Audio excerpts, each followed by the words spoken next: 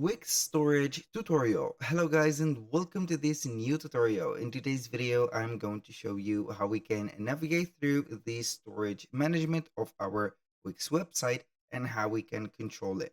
So it is going to be a very easy tutorial. All you need to do is to follow up the tutorial from the beginning till the end and you are going to be good to go. The first thing that you need to do is to head over wix.com, sign in for an account as always, and here we have the site's dashboard. Now we are going simply over there to select one of the websites that we want to manage the store of it or the storage of it. So we are going to click on this one. I have chosen this one, click on edit or select an edit site. Once you have added that, you're going to see here the dashboard itself. So from this dashboard, we are going to head over the settings. And here it is going to be situated into the left bar right there, or the left menu at the side here, or the left side. We're going to scroll down until we see here the settings. Click on settings.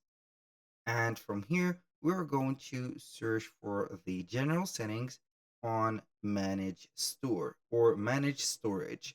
So we are going to see here, and this is it. It has a cloud favicon or a cloud icon right there.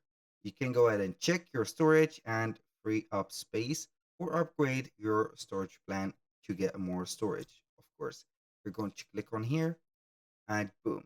So basically on the free plan, you're going to get only 10 gigs right there. As you can see, it is mentioned 10 gigs and we have only used 2 megabytes.